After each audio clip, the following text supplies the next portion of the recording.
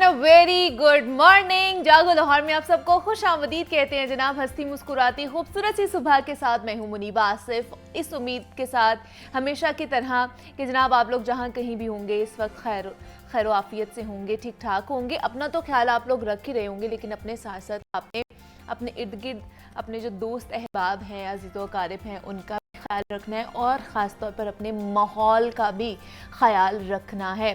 तो माहौल क्योंकि हमारा साफ़ सुथरा रहना चाहिए, उसमें जो सबसे इम्पॉर्टेंट चीज़ है वो है गार्डनिंग। तो गार्डनिंग करना या घर में पौधे लगाना एक ऐसी आदत है जो बड़े महज़्ज़ब लोगों का शेवा होती है, क्योंकि ये ना सिर्फ एक बेहतरीन मशगला है बल्कि एक ऐसी आदत भी है जो माहौल को भी खुशगवार बनाती है, साफ़ सुथरा रखती है। यूँ तो ज़िंदगी संवारने के मुतालिक रोज़ ही हम लोग बात कर रहे होते हैं, मगर आज आपके साथ इस एक्टिविटी के मुतालिक बात करना चाह रही थी जो लोगों की ज़िंदगी को एक बड़ा नफीस बनाती है, मुहज़्ज़ब बनाती है और ज़िंदगी को पुरसुकून भी बनाती है और लोगों को कुदरत के मज़ीद करीब करके उनकी जो बोरियत है ना, उनको कम करने की कोशिश करती है। वैसे तो आप भी अपनी ज़िंदगी में देखते ही होंगे कि वो लोग जो इस गार्डनिंग की आदत रखते हैं, उनका जो मिजाज होता है ना, वो बाकियों से किस कदर मुख्तलिफ होता है। ना सिर्फ उनका मिजाज बल्कि जो उनकी शख्सियात है ना, वो भी दूसरों से ये अक्सर जुदा ही होती हैं। ऐसे लोगों में अमूमन मैंने देखा है कि हमदर्दी का एलिमेंट बहुत ज़्यादा होता है, मोहब्बत का जज्बा कदरे बढ़ जाता है। और जब ये लगातार रोज़ाना सुबह सवेरे उठते हैं और सबसे पहले उनको ख़याल आता है कि हमने अपने पौधों को पानी देना है और अपने पौधों का ऐसे ही ख्याल करते हैं जैसे कोई माँ अपने बच्चों का ख्याल कर रही होती है। सुबह उठ के उनको पानी देते हैं, उनके साथ बात भी करते हैं। मैंने बहुत से लोगों को देखा है जो अपने घर में जो गार्डनिंग कर रहे होते हैं, वो अपने उठ के पौधों को गुड मॉर्निंग बोलते हैं, उनसे बात करते हैं, चाल पूछते हैं। तो वो लोग भी कहते हैं कि ये भी एक बड़ी अच्छी थेरेपी है कि आप दरख्तों के साथ, अपने पौधों के साथ बात करें। और अगर इसके बरक्स देखते हैं हम, तो अमूमन लोगों के पास करने के लिए कुछ भी नहीं होता और वो बहुत ही बेढंगी सी और रफ सी लाइफ गुजार रहे होते हैं और उनकी ज़िंदगी या तो एक कमरे की हद तक महदूद रह जाती है कि कमरे में उन्होंने रहना है, हर चीज़ उन्होंने एक कमरे में ही करनी, या वो फजूल दोस्तों के साथ बैठ के अपना वक्त ज़ाया कर देते हैं। मगर कोई जो सेहतमंदाना मशगला है ना, वो अपनी ज़िंदगी में नहीं अपनाते हैं। इसकी वजह से वो ज़हनी बीमारियों और अजीब व गरीब जिस्मानी बीमारियों का शिकार हो जाते हैं, जो आजकल हो रहा है। आप देख लें कि मेंटली कितना ज़्यादा हम डिस्टर्ब रहते हैं, हमारी जो सोचें हैं वो हमारे ऊपर कितना हावी हो जाती है, बिकॉज़ हम उन्हें अच्छे तरीके से एक तो बता नहीं पाते हैं, एक तो ख़ुद भी नहीं उन चीज़ों को एक्सप्लोर कर पाते, दूसरा हम उनको अपने जहन से निकाल नहीं पाते क्योंकि हम किसी से बात नहीं कर पाते। और जो ख़यालात और आदात है ना, वो मुनज़्ज़म ना होने की वजह से उनकी ज़िंदगी के 100 भी घेरे ही उनसे मैनेज नहीं होते हैं। तो वो ये जो इस तरह की जो हेल्दी एक्टिविटीज़ हैं वो किस तरह अपनाएंगे। तो आप भी अगर घर में कहीं भी थोड़ी सी आपको जगह खाली मिलती है, वहाँ पे पौधे लगाएं, या अब तो इतने अच्छे अच्छे गमले मिलते हैं, आप उनमें पौधे रख सकते हैं, फूल रख सकते हैं, जो भी आपको पसंद है, ताकि आपका जो इर्द गिर्द का माहौल है, एक तो उसमें हरियाली आए और दूसरा कि वो खुशबूदार भी रहे। और आप वहाँ बैठकर दिन में कुछ वक्त अपने लिए निकालें, खामोशी से वहाँ पर गुजारें। ऐसा करना मैं कहूँगी कि एक कीमती ज़र है। तो हमें चाहिए कि हम अपनी डेली रूटीन को ऐसी खूबसूरत चीज़ों से आरास्ता भी कर लें, क्योंकि वो लोग बहुत ज़्यादा परेशान होते हैं। उन लोगों से ख़ास तौर पर, क्योंकि इस पे एक मैंने तहकीक भी पढ़ी थी कि आप जब इस तरह अपने घर में पौधों से या दरख्तों से बात करते हैं तो जनाब आपकी लाइफ भी बढ़ती है और उन पौधों की, उन दरख्तों की लाइफ भी बढ़ती है और वो आपको लिटरली रिस्पॉन्ड भी करते हैं। तो आप ये करके देखें। अगर आप सुबह सवेरे उठते हैं तो जनाब जब आप उठते हैं सुबह, उन्हें पानी दें और उनका ख़याल रखें। रोज़ाना की बुनियाद पर देखें कि किस तरह उनको हमने पालना है, पोसना है। वो भी एक हमारे बच्चों की तरह होते हैं। और वैसे भी कहा जाता है कि जो एक तनावर दरख्त होता है, एक बड़ा दरख्त होता है, वो 36 लोगों को ऑक्सीजन फराहम करता है। 36 लोगों को, मतलब एट अ टाइम 36 लोगों को ऑक्सीजन फराहम कर रहा होता है। और अगर अंदाज़ा लगा लिया जाए कि जनाब इस तरह के अगर हमने दरख्त लगाने हैं, पौधों की देखभाल करनी है, तो वो हमारे लिए कितने अच्छे हैं, हमारे माहौल के लिए कितने बेहतरीन साबित हो सकते हैं। और वैसे भी माहौल को साफ़ सुथरा रखना हम सबकी ज़िम्मेदारी होनी चाहिए और अव्वलीन ज़िम्मेदारी होनी चाहिए। हम लोग क्योंकि गार्डनिंग की तरफ जाते ही नहीं हैं, हम इस तरह की एक्टिविटीज़ करते ही नहीं हैं या अपनाते ही नहीं हैं, जिसकी वजह से हमारा माहौल भी ख़राब होता जा रहा है। आप देख लें कि पोल्यूशन कितनी ज़्यादा फैलती जा रही है, फ़ज़ाई आलूदगी बहुत ज़्यादा उसमें इजाफ़ा ही होता जा रहा है, क्लाइमेट चेंज इसका ही है। और क्योंकि ये ऑक्सीजन हमें देते हैं और कार्बन डाइऑक्साइड हम लोग बाहर निकालते हैं और उनको अब्जॉर्ब कर लेते हैं, फ़िज़ा में नहीं रहने देते हैं, तो इसकी वजह से जो टेम्परेचर है वो भी बहुत ज़्यादा लो रहता है। मतलब अगर गर्मियों में अगर बहुत ज़्यादा हम लोग देखें ना, गर्मी पड़ रही है, धूप निकली हुई है और गर्मी लग रही है, तो आप किसी साए वाले जो दरख्त है उसके नीचे खड़े होते हैं, जो बहुत ज़्यादा माशाल्लाह बड़ा होता है, तनावर होता है, उसके नीचे खड़े आपको बड़ी ठंडक महसूस होती है और गर्मी भी नहीं लगती है। और उस ख़ास तौर पर उस टेरिटरी का जो टेम्परेचर होता है वो बहुत ज़्यादा लो होता है बाकी जगहों की निस्बत। तो इसलिए ज़्यादा से ज़्यादा जो है गार्डनिंग तो आप घर के लेवल पर कर सकते हैं ना, आप कोई भी पौधा लगा सकते हैं, लेकिन पौधा लगाने की आदत को अपनाइए, घर से शुरू कीजिए। आप अपनी बाहर की जो क्यारी है उसको बेहतर कर सकते हैं। आजकल तो रूफ़ गार्डनिंग बहुत ज़्यादा आम होती जा रही है कि अगर आपके घर के बाहर नहीं है, जगह नहीं है और आपका गार्डन नहीं है, तो आप रूफ़ टॉप पर भी अपने घर की छत के ऊपर भी रूफ़ गार्डनिंग कर सकते हैं। वहाँ पे खूबसूरत से गमले ला के रख सकते हैं, अपने टेरेस पर रख सकते हैं, अपनी बालकनी में रख सकते हैं। हमारे पास ऑप्शंस बहुत ज़्यादा हैं, उनको अवेल करना है हमने। हम लोगों ने सिर्फ हम कहते हैं कि अच्छा ये मसला हो गया, वो मसला हो गया, हम लोग सोल्यूशन की तरफ नहीं जाते हैं। तो अभी क्योंकि गार्डनिंग की हमने बात की है कि माहौल को किस तरह हमने साफ़ सुथरा रखना है और ये भी एक बहुत बड़ा एलिमेंट है कि हम लोग इन चीज़ों को अपनाते नहीं हैं, तो मज़ीद भी आगे बढ़ते हैं और अब कुछ फ़िटनेस के हवाले से बात कर लेते हैं। और योगा सेगमेंट है हमारा, जिसमें सुलाफ़े नकवी हमें ज्वाइन कर रही हैं और जनाब आज वो हमें योगा की कौन से टिप्स देने वाली हैं, उन्हीं की तरफ चलते हैं और योगा सीख लेते हैं सुलाफ़े से। जी सुलाफ़े, ओवर टू यू। अस्सलाम वालेकुम, दिस इज़ सुलाफ़े नकवी और आज हम बात करने वाले हैं रिस्ट फ्रेंडली वर्कआउट की। ये एक ऐसी ट्रिकी चीज़ है, बहुत सारे लोग कहते हैं कि एक्सरसाइज में इन्वॉल्व होती है हमारी रिस्ट में दर्द होता है। ये उन तमाम लोगों के लिए वर्कआउट की रेजिमेन होगी जो मैं आज बताने वाली हूँ। वो लोग या तो जो किसी इंजरी से, फ्रैक्चर से या गैंग्लॉइन जो कि एक सिस्ट टाइप होती है आपकी रिस्ट में, अगर उससे गुजर रहे हैं या खुदा न खास्ता किसी वजह से आपकी यहाँ पर किसी वेन में कोई इशू है, जॉइंट का पेन है, आर्थराइटिस वाले, या अगर आपका वेट थोड़ा सा ज़्यादा है और आपसे बैलेंस नहीं हो रहा हाथों पर, आप वही वर्कआउट करते चले जा रहे हैं और उस वजह से आपको पेन निकल आता है, तो ये वाला वर्कआउट उन तमाम लोगों के लिए और स्पेशली मेरी क्लाइंट के नाम जिनको मैं ये एक्सरसाइज करवा रही होती हूँ, रिस्ट फ्रेंडली वर्कआउट। अब सबसे पहले हम क्या करेंगे, हम इसमें अब रिस्ट तो इन्वॉल्व है नहीं, तो वो कौन सी एक्सरसाइजेज होंगी जो हम इस तरह आराम से कर सकते हैं। आपने सबसे पहले आप गए स्क्वाट में जाके आप पल्सेस करेंगे 1 2 3 4 5 एंड अप अगेन 1 2 3 4 5। आपने पल्सेस को आराम से काउंट करना है और 5 से 6 दफ़ा आप इस एक्सरसाइज को दोहरा सकते हैं। दूसरी चीज़ सेम इसी तरह से जैसे आप स्क्वाट में जाएंगे, यानी आपने स्क्वाट किया, स्क्वाट में जाने के बाद आपने kick back, again squat and kick back.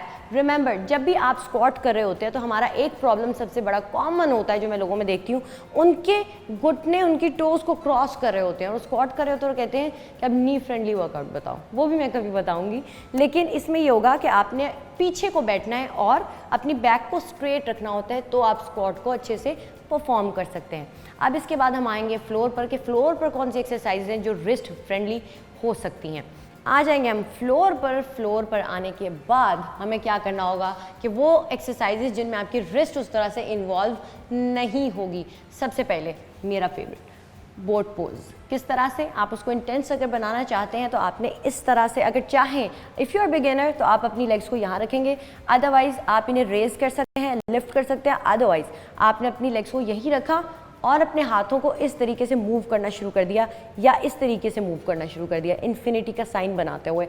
अब ये होगा कि आपके लिए इंटेंस भी हो जाएगा, आप एक चीज़ के साथ होल्ड के साथ साथ आप मूव भी कर रहे हैं। तो ये चीज़ आप 1 मिनट तक करेंगे, 2 से 3 दफ़ा आप इसको दोहराएंगे। अब देख सकते हैं कि इसके अंदर आपकी रिस्ट इन्वॉल्व नहीं है, बट आप वर्कआउट कर रहे हैं। साथ ही साथ प्लैंक, प्लैंक किस तरह होगा? आप एक्सटेंडेड प्लैंक ऑब्वियसली नहीं करेंगे, या तो एल्बो प्लैंक होगा या साइड प्लैंक होगा। साइड प्लैंक किस तरह से होगा?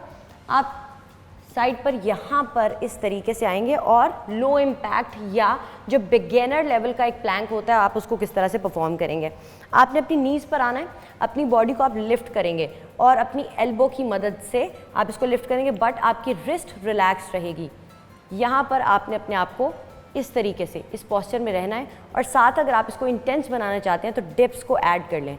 ये डिप्स हम इसे बोलते हैं जो आप पल्सेस कर रहे होते हैं। अगर आप 12 to 15 पल्सेस एक साथ कर रहे हैं तो आपके जो ऑब्लिक्स हैं उसकी टोनिंग के लिए बेस्ट एक्सरसाइज होगी।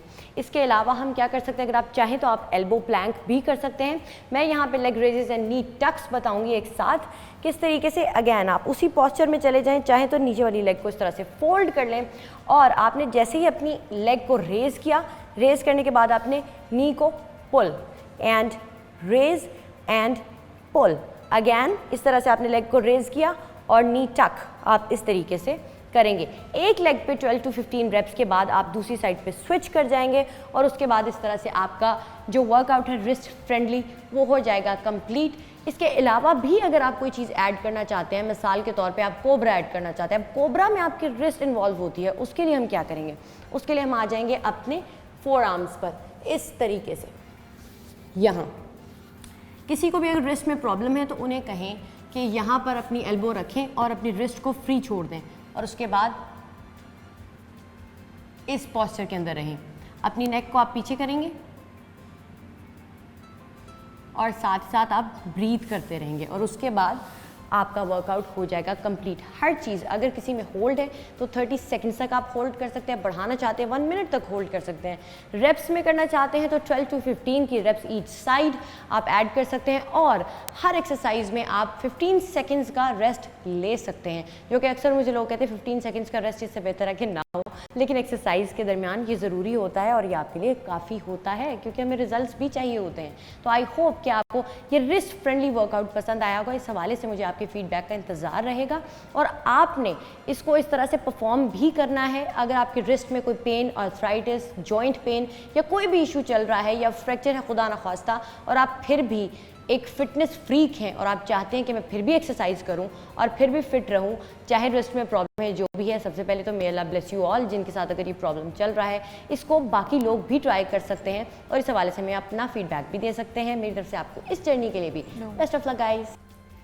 और सुलाफ़े नकवी हमारे साथ मौजूद थी, योगा के हवाले से हमें बता रही थी। सुलाफ़े आपका बहुत शुक्रिया। अभी आगे बढ़ते हैं, कुछ सोशल मीडिया के हवाले से ख़ास तौर पर बात कर लेते हैं, और सोशल मीडिया में भी ऑनलाइन अर्निंग पे, क्योंकि आजकल हर कोई सोशल मीडिया यूज़ करता है, अच्छे तरीके से इंटरनेट का यूज़ कर रहा है और डिजिटल क्रिएटर बनना चाहता है, और वो चाहता है कि किसी तरह वो फेमस हो जाए और जल्द से जल्द पैसा कमाना शुरू कर दे। और ऐसे लोगों की इस ख्वाहिश को देखते हुए आईटी सेक्टर ने भी बहुत सारे ऐसे प्लेटफॉर्म्स दिए हैं हमें, जहां पर आप अपना कंटेंट क्रिएट करके ना सिर्फ आप फेमस हो सकते हैं, बल्कि आप वहां से पैसे भी जनरेट कर सकते हैं, कमा भी सकते हैं। लेकिन सवाल यहाँ पे ये आता है कि कंटेंट तो बना लिया, अब इसको पोस्ट कैसे किया जाए, कहाँ किया जाए, किस टाइम पर किया जाए, और किस तरह का कंटेंट बनाया जाए कि हमारा कंटेंट वायरल हो जाए और वो जनाब उससे हम फेमस भी हो जाए और फिर हम पैसा भी कमाएं। दूसरा सवाल ये है कि अब जो कंटेंट बनाया जा रहा है इसको अपनी टारगेट ऑडियंस तक कैसे पहुंचाया जाए। जैसे हर बिज़नेस स्टार्ट करने से पहले एक मुकम्मल तौर पर सर्वे रिपोर्ट तैयार की जाती है, तो इसी तरह डिजिटल कंटेंट क्रिएट करने से पहले भी तो कोई ना कोई साइंस होगी ना, जो ज़रूर इस्तेमाल की जाती होगी कि किस तरह आपने जो अपना कंटेंट है वो अपनी टारगेटेड ऑडियंस तक पहुंचाना है, और वो भी कम वक्त में जो ज़्यादा से ज़्यादा आपको फ़ायदा पहुंचाए। तो इस पर बात करने के लिए आज हमने अपने शो में बुलाया है एक आईटी एक्सपर्ट को, जिनसे हम ये तमाम तर सवालात जानेंगे और ये जानने की कोशिश करेंगे कि हम देखते हैं कि एक बंदा जो है वो जनाब इतना फेमस नहीं होता है, नॉन पर्सनालिटी भी नहीं है, ना टीवी पे आता है ना कुछ और करता है, लेकिन जनाब वो सोशल मीडिया पर बहुत ज़्यादा फेमस है। उसका कंटेंट जो है वो उसके व्यूज़ मिलियंस में जा रहे हैं, लाखों में जा रहे हैं, और एक नॉन पर्सनालिटी जो है उसके फॉलोअर्स भी कम हैं, उसके व्यूज़ भी नहीं हैं, कंटेंट भी अच्छा है। तो क्या वजह है कि हम लोग जो है ये इतना डिफ्रेंशिएट होती है और पैसे भी नहीं कमा पा रहे होते हैं? तो इस पर आज हमने बात करनी है। आईटी एक्सपर्ट जो कि हमारे साथ मौजूद हैं और इंटरनेशनल कंपनी है ग्राउंड ग्रिल, उसके सीईओ हैं हमारे साथ नईम गिल साहब मौजूद हैं। सर आपको वेलकम कहती हूँ जागो लाहौर में। कैसे हैं आप? बिल्कुल जी सर, जैसा मैं बात की है कि आजकल हर कोई सोशल मीडिया यूज़ कर रहा है, इंटरनेट यूज़ कर रहा है, और यही चाहता है कि हम जल्दी जल्दी एक तो फेमस भी हो जाएं, दूसरा हम लोग पैसे कमाना भी शुरू हो जाएं। तो किस तरह कामयाब एंटरप्रेन्योर बन सकते हैं? ऑनलाइन अर्निंग किस तरह कर सकते हैं हम? सबसे पहले तो ये है कि उसकी ब्रांडिंग अच्छी होनी चाहिए। अच्छा, ठीक है, उसका ब्रांड जो है, जो उसको वो टारगेट करना चाह रहे हैं, किस कंटेंट के हिसाब से टारगेट करना चाह रहे हैं, वो बहुत ज़रूरी है।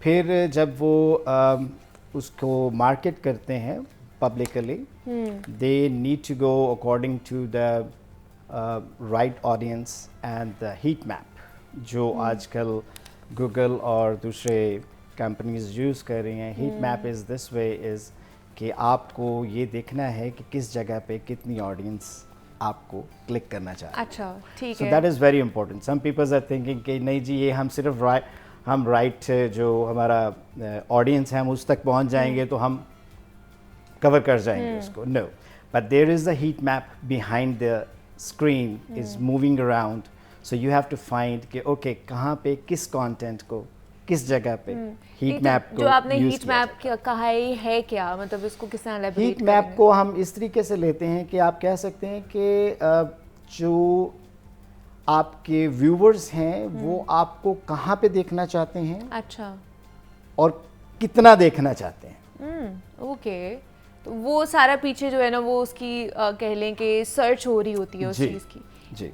सो इट्स द सेम थिंग, जब आप फेसबुक वगैरह पे कुछ चीज़ सर्च कर रहे हैं तो आपको मेटा टैग से या मेटा से जो भी है उस पे नज़र आ रहा है, जो आप देख रहे हैं वही आपको वही चीज़ें दिखाई जा रही हैं। 9 days इज गोइंग ऑन जी, लाइक जी। This way. If you are watching movies again वो मूवीज का ही कुछ ना कुछ बिल्कुल ऐसे आपको ही, हाँ, शो वो उससे रिलेटेड ही चीज़ें सारी आना शुरू हो जाएंगी। हाँ, so you have to be go according to the heat map के जहाँ पे आपकी प्रोडक्ट उस हीट मैप में फॉल करे। ये बड़ा एक अच्छा पॉइंट है। अच्छा, दूसरा मैंने ये देखा है कि हमारी पूरी दुनिया जो है वो 5G टेक्नोलॉजी पर कन्वर्ट हो चुकी है। यस, हम लोग अभी भी 4G पे ही बैठे हुए हैं। मैं तो मतलब अभी भी हम कहीं दूर दराज किसी इलाके में चले जाएं, हमारे सिग्नल्स ही गुम हो जाते हैं, सिग्नल्स ही नहीं आते हैं। तो क्या कहेंगे आपको कि हमें भी 5G पे कन्वर्ट होना कितना हमारे लिए ज़रूरी हो चुका है अब? Very important. देखिए, आई एम फ्रॉम यूएस, तो उसमें आप पूरी दुनिया even the cross the countries internationally जो हमारे नेबर कंट्रीज हैं उनमें भी 5G कवर हो चुका है और हम वहीं के वहीं रुके हुए हैं। उसमें देख लें कि when the peoples are traveling from those countries to over here, they have a lot of problem, lot of issues for the internet and all those। तो उसमें यही आ जाता है कि हमें बहुत इंपॉर्टेंट है वो 5G पे, ताकि हमारा स्पीड वर्क जो है उसको कवर किया जा सके। अगर हम उस पर नहीं जाएंगे तो वो हमारे लिए सर्च स्लो हो जाएगी, ऑडियंस स्लो हो जाएगी, इसीलिए आपकी जो टारगेटिंग है वो भी स्लो होती जाएगी। लेकिन आपको लगता है कि इसके ऊपर वर्किंग हो रही है पाकिस्तान में? हमारी आईटी सेक्टर या हमारी जो गवर्नमेंट है वो इसके ऊपर वर्क कर रही है? सो फार आई एम थिंकिंग कि अभी कुछ कंपनीज हैं जो 4G से 5G पे कन्वर्ट हो रही हैं। I don't know how long they take, but yes they are working on it. एक मतलब इसके ऊपर इन कमिंग डेज और इन फ्यूचर जो है वो वर्क होना शुरू हो जाएगा।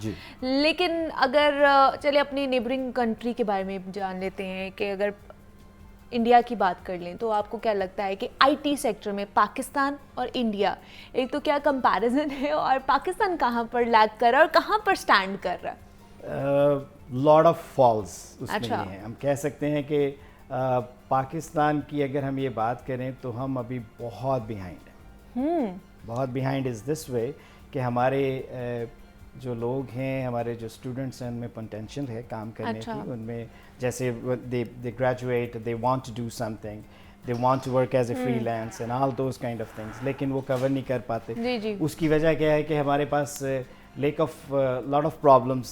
We are not accepting PayPal, we are not accepting the Stripe, we are not accepting Payoneer. There is no payments coming up through their gateway or something. तो हमारे लोग जो फ्रीलांसर हैं वो भी बेचारे पीछे थर्ड पार्टी के जरिए ही काम कर रहे होते हैं, तो दैट इज़ वेरी टफ। वो बहुत मुश्किल हो रहा है, जिसमें इंडिया जो है वो जंप अप कर रहा है because they accept those things. Even they accepting the Amazon, we are still हम लोग behind.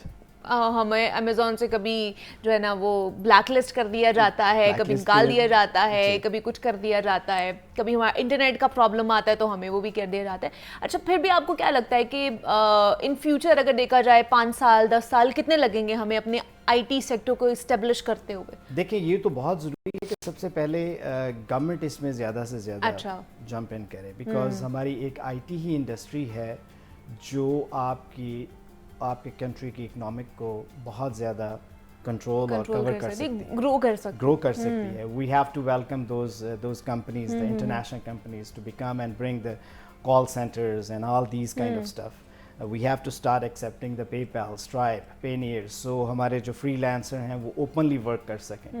They have ideas, they know how to do it. और वहाँ ये ऐसा ही हो रहा है कि लंदन में एक बंदा बैठा हुआ है, उसने अपनी कंपनी बना ली और वो काम पाकिस्तान के फ्रीलांसर से करवा रहा है और उनको वो रुपीस में दे रहा है और खुद पाउंड्स में ले रहा है। तो अगर ये हम इसी बैंकिंग सेक्टर को कवर कर जाएं तो जो हमारे फ्रीलांसर है they can make more money. क्या बात है, मतलब लेकिन बहुत से लोगों में नहीं देखा है कि वो बैठ के पाकिस्तान काम कर रहे होते हैं लेकिन उनका अकाउंट जो है वो वहाँ पर होता है, तो उन्हें पाकिस्तानी रुपीस में पैसे आते हैं या फिर उसी के हिसाब से पैसे आते हैं? वो यही होता है कि वो थर्ड पार्टी होती है। अच्छा, वो थर्ड पार्टी के थ्रू, मीडियम एक होगा उसके थ्रू हमारी बैंकिंग जो है उनको एक्सेप्ट नहीं कर, मतलब वो हमारे गेटवेज ही नहीं है ना कि जहाँ से उनकी डायरेक्ट पेमेंट आ सके। पेपैल का बहुत ज़्यादा मसला है यहाँ पे, और वैसे भी फ्रीलांसर जो है इसी का एक शिकवा करते हुए हमें नज़र आते हैं, कंप्लेन करते हैं कि पेपैल जो है ना वो यहाँ पर नहीं है पाकिस्तान में, और हमारी जो इनकम है जो हमारी बाहर से आ रही होती है उसमें बहुत ज़्यादा हर्डल्स आती हैं, फिर उन्हें बाकी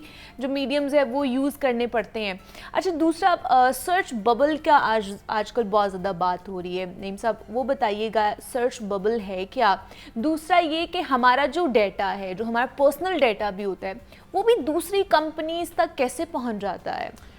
क्योंकि फिर वही उन्हीं से रिलेटेड हमें एड्स भी आ रहे होते हैं। मतलब अगर मैं फॉर एग्जांपल अगर मैं यहाँ से जा रही हूँ, एम जा रही हूँ, तो वहाँ के जितने भी रेस्टोरेंट्स हैं उसके एड्स आना शुरू हो जाएंगे, रिलेट करेंगे उस चीज़ को, या कोई क्लोथिंग ब्रांड है तो उसी के एड्स आना शुरू हो जाएंगे। तो कैसे हमारा डेटा उनके पास जाता है? वो डेटा ऐसे है कि देखें, जहाँ पे भी आपने प्रोफाइल दी हुई है, जहाँ पे भी अकाउंट बनाया और वो डाटा आपकी तरफ से डिलीट हो गया, फॉर एग्जाम्पल आपने कोई एप्लीकेशन डाउनलोड की, आपने उसका अकाउंट बनाया लेकिन उसको यूज़ नहीं किया आपने, but that application is deleted from your phone, but your profile is not deleted from the server.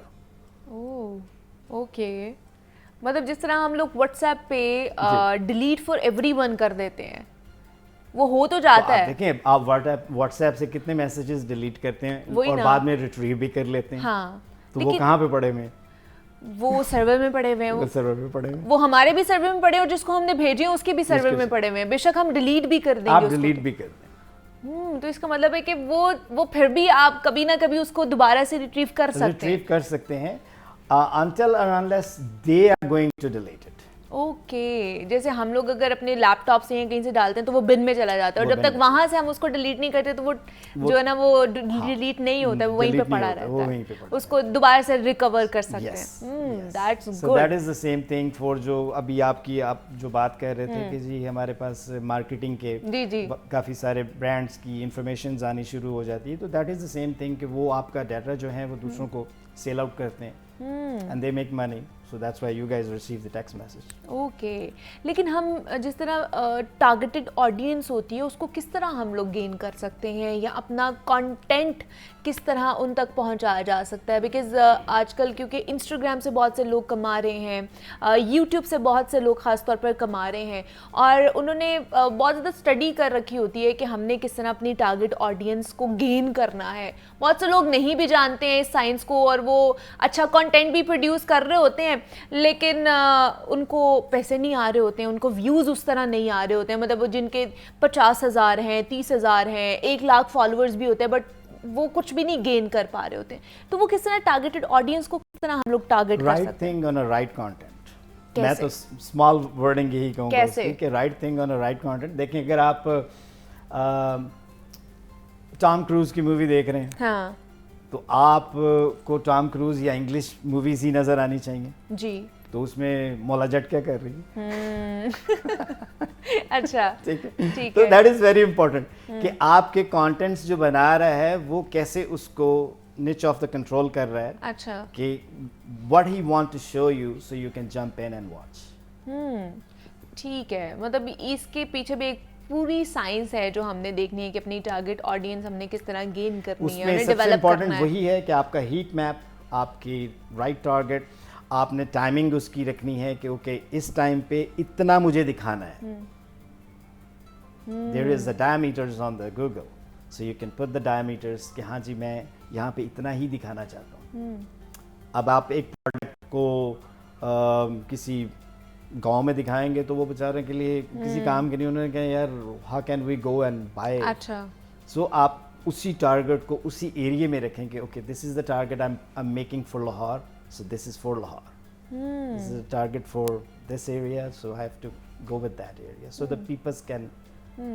अच्छा, दूसरा ये तो ऑनलाइन सोशल मीडिया के हवाले से बात हमने किया ना कि किस तरह अर्निंग की जा सकती है। अब ऑनलाइन बहुत ज़्यादा चीज़ें होती हैं। अब जिस तरह आप जो कैब सर्विसेज हैं हमारे यहाँ पर, अब वो लोग भी यूज़ करते हैं कि जिनके पास गाड़ी नहीं है वो कैब मंगवाते हैं घर में और अपना सफ़र का आगाज़ करते हैं। उसमें भी टेक्नोलॉजी हमारी यूज़ हो रही होती है, इंटरनेट यूज़ हो रहा होता है। और जिस तरह हमने बात की कि हमारी अब बहुत ज़्यादा ज़रूरत है कि हम 5G टेक्नोलॉजी के ऊपर कन्वर्ट हो जाएँ या इसको ले आए अपने पाकिस्तान में। जी, जी। और जैसे मैं कैब सर्विस की बात ही करूं तो उसमें भी हमारी टेक्नोलॉजी यूज़ होती है।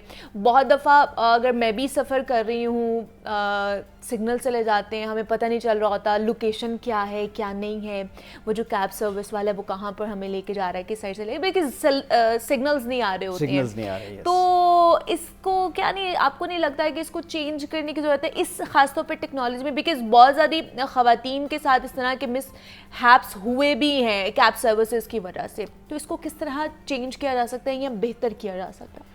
Cab service, yes there is a lot of gaps over there too, इसीलिए हम हमारी जो अपनी कंपनी है, हम अच्छा। ग्राउंड लिंक जो है वो हम यहाँ पे शोफर हेलिंग लेकर आ रहे हैं। ओके और there is a lot of new things are coming on there too, जिसमें हम सबसे इम्पोर्टेंट जो अकॉर्डिंगली पाकिस्तान के नेटवर्किंग के हिसाब से हम ये लेकर आने कि अगर आप इंटरनेट से ऑफ भी हो जाते हैं तब भी आपकी लोकेशन लाइव है। रियली? Yes. ये कैसे पॉसिबल है? देखिए ये that is called the technology. वाह जी वाह, दैट्स गुड। मतलब ये और ये कैसे काम करेगी? इंटरनेट नहीं होगा तो क्या हमें वो शो होता रहेगा? हम उसके ड्राई स्पॉट्स बनाएंगे। और आप देखें अभी पाकिस्तान में ये अभी शुरू नहीं हुआ SOS पे जाना। SOS means for the satellite. So what we are putting a server in a different areas and we are putting on the SOS. So जहाँ पे आप ड्राई स्पॉट पे भी जाएंगे तो SOS ऑटोमेटिकली उस एप्लीकेशन में ऑन हो जाएगा। अच्छा, और ये एक एप्लीकेशन है जिसको डाउनलोड करना पड़ेगा हमारे फ़ोन में। जी। और ये मतलब जैसे मैप होता है हमारा, ये उस तरह की एप्लीकेशन है? नहीं, it's just like a same like other cab companies. अच्छा, कैब का but we are सर्विस है ये। bringing more different technology. मतलब ये टेक्नोलॉजी ऑलरेडी बाहर इंटरनेशनली यूज़ हो रही है? यस, हमारी ऑलरेडी 550 सिटीज़ में हम इसको रन अप कर रहे हैं और ये टेक्नोलॉजी यूज़ हो रही है। पाकिस्तान में first time chauffeur hailing company लेकर आ रहे हैं। और कब तक ये हमें ये जो गिफ्ट है ये मिल जाएगा? एक्सपेक्टेशंस हमारी यही हैं कि हम अगर सब कुछ अच्छा गया तो hopefully mid November you guys see those. ठीक है। अच्छा, दूसरा लास्ट पे क्या मैसेज देना चाहेंगे जो आपको देखने वाले हैं और ख़ासतौर पर जो हमारे यंगस्टर्स हैं, जिनकी हमारी पॉपुलेशन बहुत ज़्यादा है यंगस्टर्स की, और दे वांट कि वो कुछ कर सकें, वो IT में जाएं, वो क्योंकि फोकस इसमें ज़्यादा है, तो क्या कहेंगे उन्हें? मैं सिर्फ यही कहूँगा कि यस, हमारी टीम जो है, हमारे लोग जो हैं वो ये कर सकते हैं। ठीक है। आप राइट कंटेंट्स जो हैं उसके ऊपर ठीक टारगेट कीजिए। राइट टाइम पे राइट कंटेंट आपका क्लिक होगा तो आप जो है ना वो अच्छे तरीके Boost से up आगे बढ़ करेंगे, सकते yes, हैं। boost, हमारे बिल्कुल साथ बढ़ नईम गिल साहब मौजूद थे, आईटी एक्सपर्ट हैं। नईम साहब बहुत शुक्रिया आपके वक्त का कि आप यहाँ पर आए और आईटी इंडस्ट्री के हवाले से हम बात कर रहे थे किस तरह बेहतर किया जा सकता है। यहाँ पे छोटी सी ब्रेक लेते हैं, मिलते हैं इस ब्रेक के बाद।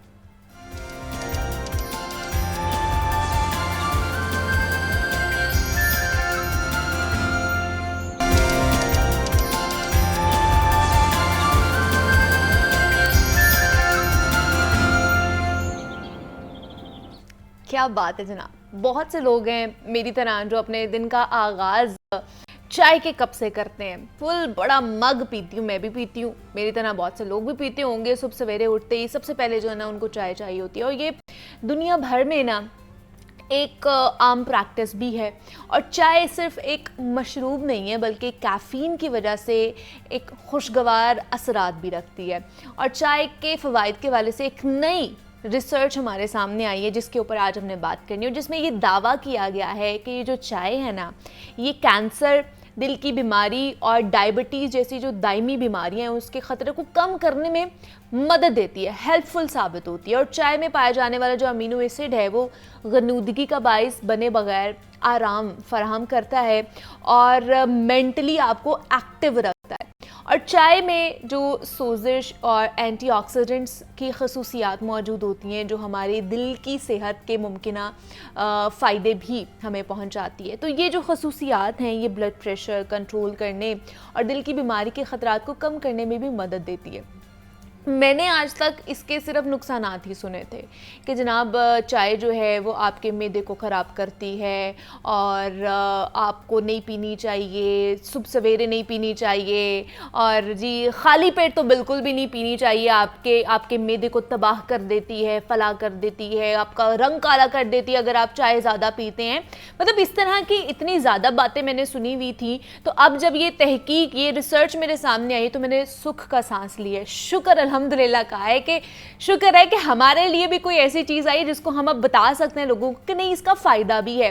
तो वाकई इसका फ़ायदा है या नहीं है इस पर भी डिस्कस होना चाहिए, ये भी डिस्कस होना चाहिए। तो आज हमने इस पर ही बात करनी है हमारी एक्सपर्ट से, हमारी मेहमान से। लेकिन इससे पहले बता दूं कि जनाब इन 2 महीनों की अगर बात की जाए या इस साल में जो ये महीने जो गुजरे हैं उसमें बात की जाए, पिछले 2 महीनों में 31 अरब रुपए की चाय पी गई है पाकिस्तान में। 31 अरब रुपए थोड़े पैसे नहीं होते। तो पाकिस्तान जो है, और ख़ासतौर पर जो इदाद-ओ-शुमार डेटा जो है पाकिस्तान ब्यूरो की तरफ से शेयर किया गया है उसमें ये बताया गया, ये हैरानकुन इंकशाफात हैं जो उसमें हुए हैं।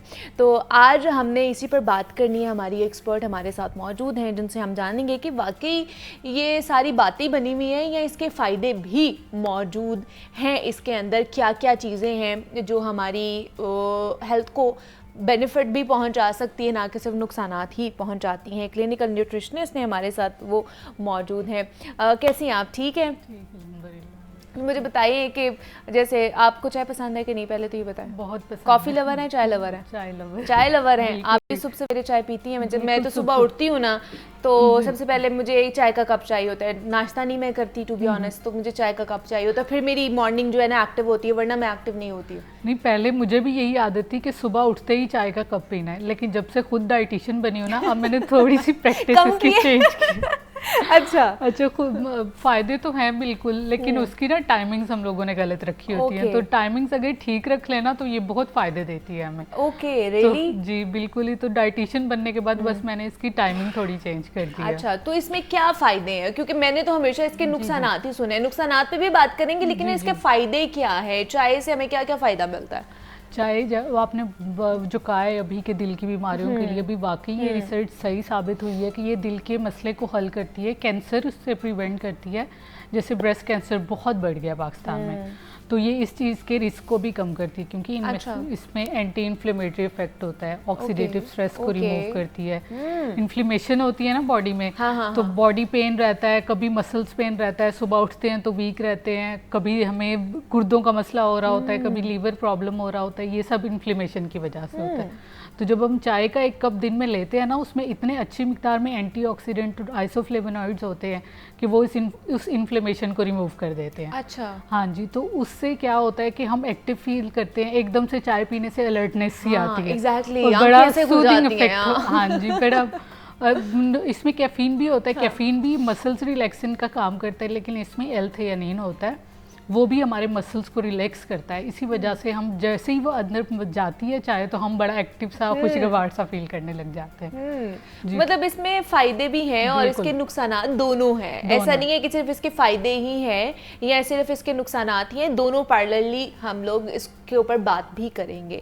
और जिस तरह मैंने बात की है कि हमें पीनी तो चाहिए, लेकिन किस तरह पीनी चाहिए, क्या तरीका हमारा ठीक है। जिस तरह हम घरों में अपनी चाय तैयार करते हैं, उसको पकाते हैं कि उसमें दूध भी हमने डालना है और ज़्यादा दूध वाली चाय हम लोग पीते हैं, फिर पत्ती भी है, फिर उसमें चीनी भी हमने ख़ास तौर पर डाल के फिर ही पीनी है। चीनी के बगैर वाली तो तसव्वुर भी नहीं हम कर सकते ना कि चाय होगी भी हमारे घर।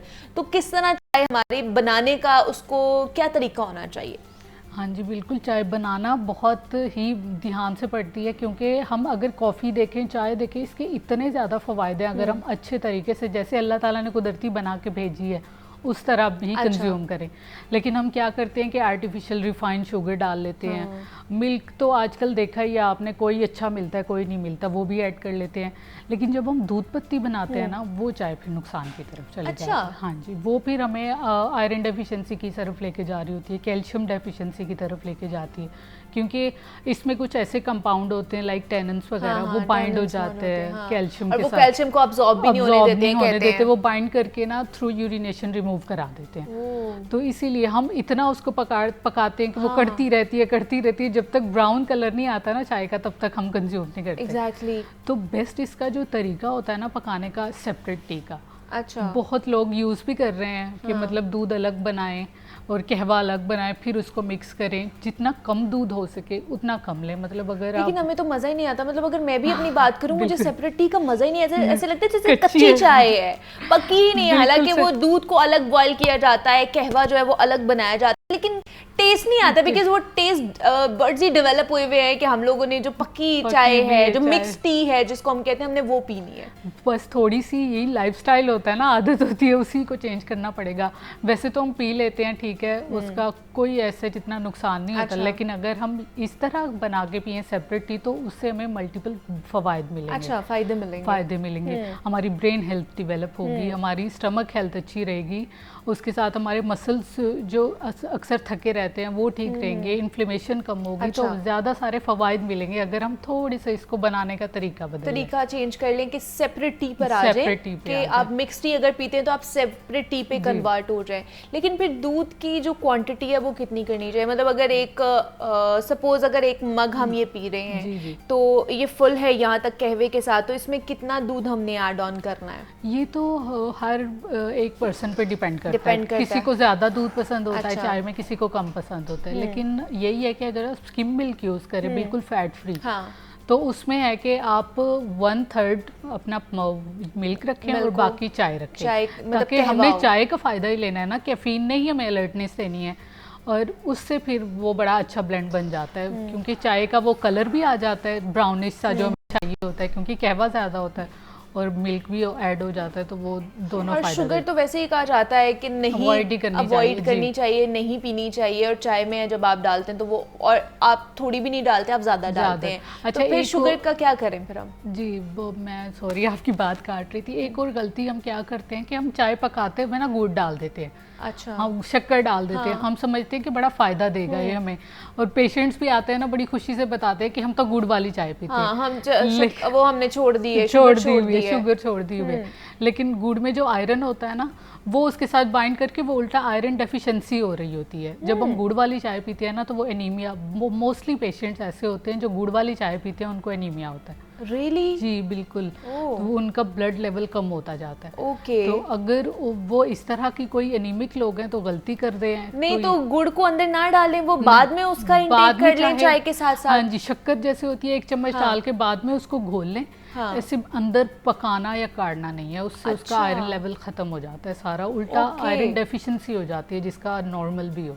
और ये एनीमिक जो वो पेशेंट बन Patients सकते होते हैं, हैं, उनका जी। जो ब्लड है वो कम होना वो शुरू कम हो जाता होना है। शुरू हो जाता ठीक है। चाय है। के साथ पक के गुड़ की वैसे भी कोई भी फायदा नहीं रहता, वैसे तो वो आयरन दे रहा होता है, बहुत फायदे, एनर्जी दे रहा मतलब होता है। सेपरेट यूज कर ले, मतलब Separate- चाय बना के उसके साथ आप यूज साथ, कर ले, जी। उसके अंदर डाल के उसको पकाना नहीं। पकाना आपने जिस तरह नहीं। हम लोग उसको काटते हैं, जब तक बॉयल्स अच्छे खासे अच्छे नहीं आ खा- जाते 2-3 और कड़कदार चाय नहीं बनती है। मेरे घर वाले कहते काली स्याह चाय जब तक नहीं बनती है तब तक हम लोग पीते नहीं, हमें मजा ही नहीं आता है। और जी, और ग्रीन टी के तो मल्टीपल वो तो उसके तो फायदे ही फायदे हैं ना उसके तो फिर। फायदे ही फायदे हैं। कॉफी के भी इसी तरह बहुत से अच्छा, रिसर्च। लेकिन दूसरा डॉक्टर सादिया, हम लोग खुला दूध भी यूज करते हैं, हम लोग पैकेट वाला दूध भी यूज करते हैं, और हम लोग पाउडर मिल्क भी यूज करते हैं चाय के लिए। जी, जी।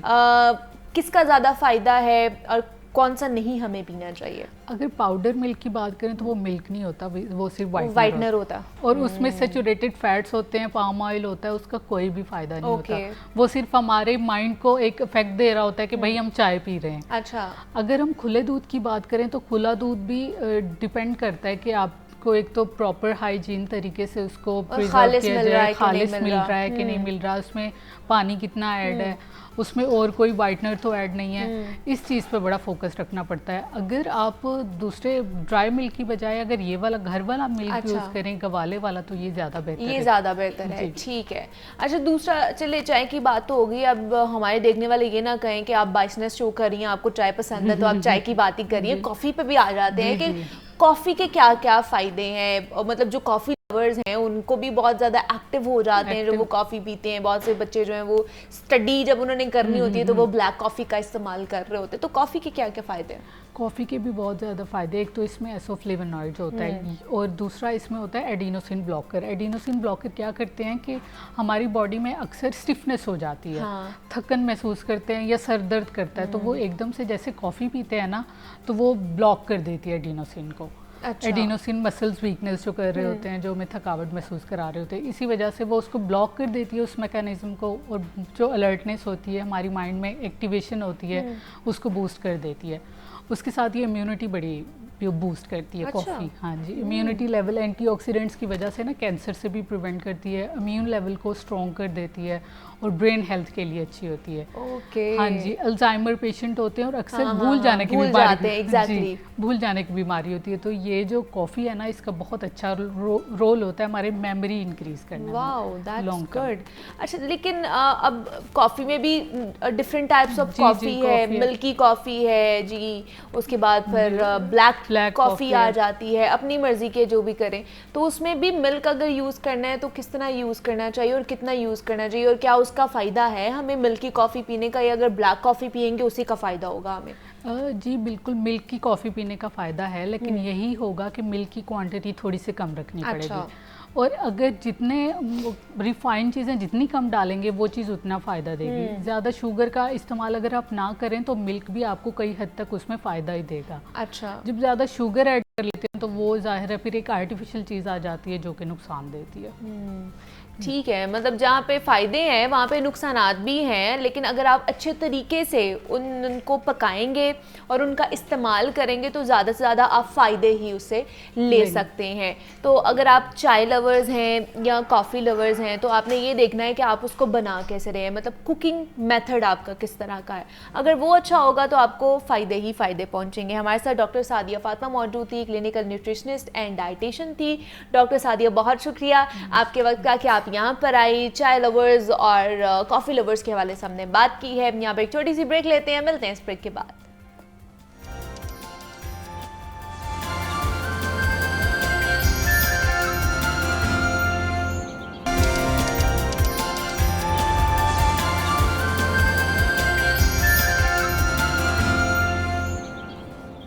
वेलकम बैक टू जागो लाहौर। जनाब, अब कुछ बात कर लेते हैं शहर लाहौर में हमारा जो सेहत का निज़ाम है उसके ऊपर थोड़ी सी नज़र डालते हैं और बात करते हैं। ख़ास तौर पर निगरान वज़ीर आला पंजाब मोहसिन नकवी साहब हमने देखा है कि दौरे करते हुए हमें नज़र आते हैं और ख़ास तौर पर हॉस्पिटल्स में जाते हैं, वहाँ की हालत ज़ार चेक कर रहे होते हैं, और जहाँ पर भी उन्हें नज़र आता है कि सिस्टम ख़राब है या सिस्टम सही तरीके से काम नहीं कर पा रहा, सहूलियात नहीं दे पा रहा, उनके साथ नाला भी होते हैं, और जनाब उन्हें जो है हुक्म भी दिया जाता है कि अब बेहतर तरीके से काम किया जाए। मुख्तलिफ हॉस्पिटल्स में जितने भी हमारे गवर्नमेंट हॉस्पिटल हैं, सरकारी हॉस्पिटल्स हैं, वहाँ पे उन्होंने दौरे किए हैं और बेहतरी लाने की कोशिश की गई है निगरान वज़ीर आला की तरफ से। लेकिन दूसरी जानिब तो ये दौरे किए जा रहे हैं, लेकिन डॉक्टर्स की तरफ से देखा जाए, उनका मौक़िफ़ जाना जाए तो जनाब जो हमारे यंग डॉक्टर्स एसोसिएशन हैं उनके भी बहुत सारे जनाब कह लें कि मुतालिबात हैं, कंसर्न्स हैं, मसाइल हैं जिनको वो एड्रेस करते हुए नज़र आते हैं। एहतजाज भी बहुत मर्तबा हमने देखा है कि उन्होंने रिकॉर्ड भी कराया है, सड़कों पर भी निकले हैं। जो एमरजेंसी वार्ड्स होते हैं उन्हें भी बंद कर दिया जाता है, जो ख़ास तौर पर दूर दराज से मरीज़ आए हुए होते हैं अपने इलाज के लिए, उन्हें फिर मुश्किलात का सामना करना पड़ता है। तो ये क्या एक जनाब सर्द जंग चल रही है हुकूमत के दरमियान और YDA के दरमियान, तो कब तक ये चलती रहेगी और कब ख़त्म होगी, इस पर आज हम बात करेंगे। और जो YDA के पैटर्न इन चीफ हैं उन्होंने आज हमें ज्वाइन किया है। जो YDA की जितनी भी मुश्किलात हैं उनको एड्रेस करेंगे, हमें बताएंगे कि क्या मुतालिबात हैं इन्हें और किस तरह की मुश्किलात का सामना करना पड़ता है। डॉक्टर सलमान नसीर हैं। डॉक्टर सलमान, आपको वेलकम कहती हूँ जागो लाहौर में। कैसे हैं आप? हमें मोहम्मद बिलाल नुमाइंदा लाहौर न्यूज़ ने ज्वाइन किया है, जिनसे हम ओवरऑल जानने की कोशिश करेंगे कि क्या जो मसाइल हैं हमारे ख़ास तौर पर सेहत के शोबे में और किस तरह उन्हें बेहतर किया जा सकता है। और जो निगरान वज़ीर आला पंजाब हैं मोहसिन नकवी साहब, वो दौरे कर रहे हैं, तो क्या उनका फ़ायदा भी पहुँच रहा है या नहीं पहुँच रहा? बिलाल, आप मुझे बताइए कि सारी सूरत हाल किस तरह की चल रही है? बिल्कुल, जिस तरह डॉक्टर साहब सलमान नसीर साहब बता रहे हैं कि जिस तरह मोहसिन नकवी साहब विज़िट्स कर रहे हैं हस्पतालों के, और जो हालात हैं वो जो कि तू है, जितनी इन्वेस्टमेंट या जितनी वो कर रहे हैं उसमें मामलात पे, उसी तरह जो चीज़ें हैं वो बेहतर नहीं हो रही। मरीज़ अभी भी ख्वार हो रहे हैं, हस्पतालों के अंदर चले जाएँ तो अद्वियात नहीं मिल रही, मुख्तलिफ जो इशूज़ हैं वो सामने आ रहे हैं। अभी आप जो मुख्तलिफ हॉस्पिटल्स हैं उनके लाहौर के जो हॉस्पिटल हैं, देखें जो भी गवर्नमेंट आती है उसका मुतालबा यही होता है कि हमने सेहत के जो मसाइल हैं उनको जो है तरजीही बुनियादों पर ठीक करना है। इसी तरह निगरान हुकूमत भी यही विज़न लेके सामने आई थी, लेकिन अभी तक चूँकि 6 से 7 माह होने को हैं, लेकिन जो हालात हैं वो अभी तक वैसे के वैसे हैं, वो ठीक नहीं हो सके। अच्छा, अभी नहीं तो दौरों का कोई फ़र्क नहीं पड़ा, मतलब कोई उससे अफाका नहीं हुआ हमें? इन दोनों से क्या फ़ाका होना है? जब तक आप एडमिनिस्ट्रेशन को ठीक नहीं करेंगे या एडमिनिस्ट्रेशन को आप अपने साथ लेके चलेंगे, तब तक ये जो मामलात हैं ये ठीक नहीं हो सकते। अभी भी चंद एक हॉस्पिटल्स की आप मिसाल ले लें, जो प्रोक्योरमेंट के जो टेंडर थे जो होने थे जून जुलाई में, वो अभी तक नवंबर आ गया है, अभी तक मुकम्मल नहीं हो सके। अच्छा। कुछ जो MS हैं हस्पतालों के, वो जानबूझ के इसको डिलेइंग टैक्टिस जो है वो इनके साथ कर रहे हैं। अच्छा। ये टेंडर ना होने की वजह से जो गरीब आवाम है उनको अद्वियात नहीं मिल रही, सर्जिकल का जो सामान है वो नहीं मिल रहा, इसकी वजह से हस्पतालों के जो ऑपरेशन है ये मुतासिर हो रहे हैं। तो सबसे बेसिक चीज़ ये है कि जो काम करने वाले हैं आप पहले वो करवाएं, उन पे देखें। और दूसरी तरफ हस्पतालों की जो रेनोवेशन है ये इतनी ज़रूरी नहीं होती, उसके ऊपर तो बहुत अरबों रुपए लगा रहे हैं। अब आप ये देखेंगे हुकूमत है, सर्विस अस्पताल की पहले इमरजेंसी को इन्होंने रिवैम्प किया, फिर अब उसके बाद नई जो साइट है उस पर पैसे लगाने शुरू कर दिए। इसी तरह न्यू हॉस्पिटल की इमरजेंसी, इसी तरह जिना अस्पताल, इधर उधर अरबों रुपया लगाया जा रहा है। लेकिन अरबों रुपया सिर्फ आप ये समझ लें कि दीवारों पे लगाया जा रहा है, मतलब उसकी आउटर लेयर पे लगाया जा रहा है, मरीजों को कोई फायदा होगा पे लगाया जा रहा है, जिसका अल्टीमेटली जो मरीज है कोई उन पे इम्पैक्ट नहीं पड़ेगा। उनमें कोई बेहतरी नहीं आएगी। अगर आप सर्विस अस्पताल की मिसाल ले लें तो सर्विस अस्पताल के अंदर जो ब्लॉक है उसको तब्दील कर दिया गया है, वहाँ पे जो ऑपरेशन थिएटर्स हैं उनको बंद कर दिया गया है। कोई सब्स्टिट्यूट जो जगह थी वो प्लान था वो नहीं दिया गया, जिसकी वजह से अब सर्विस अस्पताल के अंदर जिनके रोज़ाना तकरीबन 50 से ज़ायद जो बड़े ऑपरेशन थे जो होते थे जो अब नहीं हो रहे। तो इसी वजह से अस्पतालों के जो मामलात हैं वो जू के तू हैं, ख़राब हो रहे हैं, जिसकी वजह से मरीज़ भी इस वक्त मुश्किलात का सामना करना पड़े हैं। मोहसिन नकवी साहब ठीक है, आ रहे हैं अस्पतालों के अंदर, कोशिश कर रहे हैं।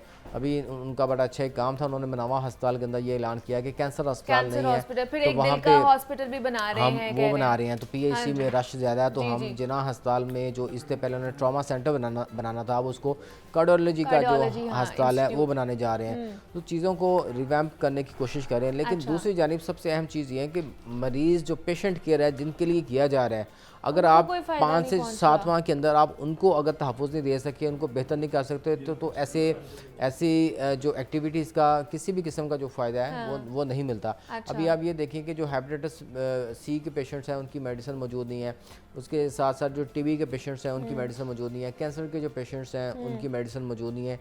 ये सारे पेशेंट्स वो हैं जिनको रेगुलर मेडिसिन खाना होती है और अभी तक उनको मेडिसिन जो है वो मेडिसिन नहीं मिल प्रोवाइड रही। की जाती है। फिर आप ये देखें कि ये अभी जो इंजेक्शन का मामला हुआ था कुछ रोज़ पहले, एवेस्टिन इंजेक्शन का, जी जी जी। उसपे भी आप ये देख लें जो कार्रवाई थी महकमा सेहत की जानिब से, ये कोई इतनी अच्छी इसको डिग आउट नहीं किया गया। डिग आउट ना होने की वजह से जो कल्प्रिट थे जिनको पकड़ना था, जो इसमें कुछ डॉक्टर्स आते थे जो इंजेक्शन रिकमेंड कर रहे थे, जो लगा रहे थे, और किसी एक डॉक्टर्स के ख़िलाफ़ जो कार्रवाई है वो नहीं हो सकी। और महकमा सेहत की जानिब से थोड़ी एफिशिएंसी दिखाई गई।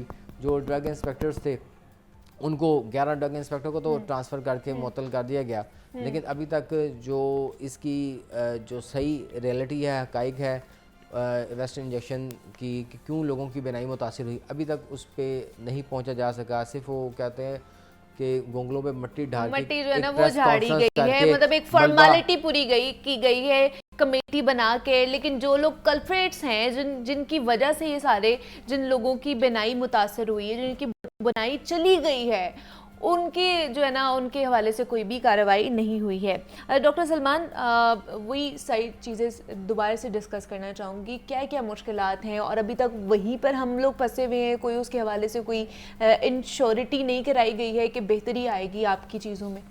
देखिए मसाइल सारे जो हैं वो बिलाल साहब ने बता दिए। हाँ जी।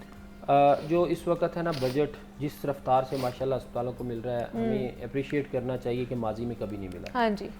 दूसरी बात यह कि ये जो बजट मिल रहा है बेसिकली ये रेनोवेशंस के लिए मिल रहा है। हम ये समझते हैं कि कुछ चीज़ें इसमें गौर करने की ज़रूरत ये है कि जो पुरानी बिल्डिंग्स हैं 50 साल से जो पुरानी बिल्डिंग्स हैं, अगर उन पे आप 5 अरब रुपया, 7 अरब, 10 अरब लगा देंगे तो क्या उससे वो नताइज हासिल हो सकेंगे? उसकी वजह ये है अगर आप ये जो 50 years old 30 years old buildings है, आप बेसमेंट्स में जाएं वहाँ पे आज भी 1-1 फीट पानी खड़ा है। बिल्कुल ऐसे। तो अगर आप ऊपर से पैसे लगाते जाएंगे नीचे से ये हालात होंगे। और वैसे भी मेरा ख्याल है बिल्डिंग जो है इन बिल्डिंग्स की वैसी उम्र पूरी करार दे चुका है। हाँ जी। तो हमने तो ये रिक्वेस्ट की थी कि सर इसके नतीजे में इसके बरक्स ये बेहतर है कि कहीं पे बड़े 2 टावर्स बना दें, 20-30 अरब रुपया उस पर लग जाएगा, लेकिन उससे ये हल हो जाएगा कि जो इतना लाहौर शहर में रश है वो कम हो जाएगा। दूसरी तरफ अस्पतालों में इस वक्त मरीजों को अद्वियात की शदीद मुश्किलात का सामना है। बिलाल साहब बता चुके हैं कैंसर के मरीजों के अलावा इवन जो कॉमन पेशेंट्स हैं और उनकी जो डे टू डे मेडिसिन है, जो बड़ी कॉमन मेडिसिन है, वो भी इस वक्त अस्पतालों में अवेलेबल नहीं है। ठीक है। हम मोहसिन नकवी साहब से अपील करेंगे, हो सकता है वो कह रहे थे कोई, मेरा ख्याल है कोई सेल परचेज का इशू है। अच्छा। चलें जी, वो सेटल होना चाहिए। सबसे बढ़कर जो मामला है वो ये है कि ये जो 3 महीने की परफॉर्मेंस है या 4 महीने या 6 महीने जितने इनको मिले हैं, ये अभी शायद समझ ना आए। They will be judged after 4, 5, 6 months. इसका हिसाब लोग इनको याद भी रखेंगे अच्छे बुरे अल्फाज में, क्योंकि सबको पता है कि को तकरीबन 30-40 अरब रुपया जो है, शायद 50 अरब से ज़्यादा रकम जो है महकमा सेहत के लिए मुख्तस कर दी गई है। अगर इतनी बड़ी रकम लग रही है तो हमें आफ्टर 4 मंथ्स, आफ्टर 5 मंथ्स उस तनासुब से नताइज मिलने चाहिए। उसका आउटकम क्या आएगा? हाँ, वो तो हमने देखा। क्योंकि आप देखें कि इस वक्त मुल्क में सूरत हाल ये है कि सिर्फ 9 अरब रुपया बचाने के लिए वो कह रहे हैं कि हमने सरकारी मुलाजमीन की तनख्वाहें कम कर देनी है। अच्छा। आपके सामने महंगाई, प्राइस हाइक कितनी है कि आम लोगों के लिए चूल्हा जलाना मुश्किल है। बहुत मुश्किल। 40-50 अरब रुपए का हम ये समझते हैं कि ना सिर्फ आउटपुट उतनी अच्छी होनी चाहिए बल्कि इसका एहतसाब बड़ा कड़ा होना चाहिए। क्योंकि इस वक्त जितने अस्पतालों की रेनोवेशन हो रही है, माजरत के साथ कहेंगे, और इसमें से बेशतर वो भी हैं जो मोहसिन नकवी से पहले, मोहसिन नकवी साहब के आने से पहले, जैसे सबसे अस्पताल की इमरजेंसी में मोहसिन नकवी साहब से पहले की शुरू हुई है। और हम ये समझते हैं कि वहाँ पे बहुत नकारा काम हुआ है, वहाँ पे बिलो द स्टैंडर्ड काम हुआ है। अच्छा। वहाँ पे फर्श जो लगे हुए हैं वो हफ्ते बाद ही उखड़ने शुरू हो गए हैं, वहाँ पे मशीनरियाँ ख़राब पड़ी हुई हैं। अच्छा। सिमिलरली मेयो अस्पताल की जिन बिल्डिंग्स की रेनोवेशन हुई वहाँ पे भी यही हालात है। CNW का जो रेनोवेट हुए जी हाँ, ये हालात है। 2-2 अरब रुपया 2-2 अरब रुपया लगा के जो हुए। और देखें इसमें मैं आपको ये बता दूं कि 2 महीने के बाद अगर ये हालात हो रहे हैं, आप 30-40 अरब रुपया भी खर्च कर जाएं तो उसका क्या फायदा? वो तो फिर वेस्ट ऑफ मनी है। बिल्कुल। और ये इस वक्त वो पैसा है जो हम समझते हैं कि हम अपनी जेबें काट के मरीजों की दवाइयाँ बंद करके अस्पतालों पे लगा रहे हैं। अगर तो इसके नताइज अच्छे होते और ये जो हम अस्पतालों पे पैसा लगा रहे हैं 10 साल तक के लिए हमें ये रेनोवेशन चल जाए फिर तो ठीक है। CNW का अदारा सारे काम कर रहा है। अच्छा। जो गवर्नमेंट का अपना अदारा है, और हम समझते हैं हम ये समझते हैं कि जितना बिलो स्टैंडर्ड काम होता है, जितना लो क्वालिटी काम हो रहा है, या तो वो अदारा पैसे खा रहा है या फिर जल्दी में काम अच्छा नहीं कर रहा। अच्छा। इसकी फिलफौर तहकीकात होनी चाहिए, क्योंकि इतना बड़ा बजट, इतनी बड़ी रकम इतने कम अरसे में कभी अस्पतालों के ऊपर जो है वो नहीं नहीं लगाई लगी है। अब अगर लग रही है और उसके नताइज अगर नहीं मिलेंगे तो लाजमी बात है कि अभी तो नहीं, 4-6 महीने बाद ये कहा जब जाएगा, ये निगरान हुकूमत चली जाएगी तब तो उसके बाद जो रिजल्ट्स आएंगे और सोचा जाएगा लोगों कि की ये पैसे आवाज खाए आएगी। गए थे ऑनेस्टली स्पीकिंग।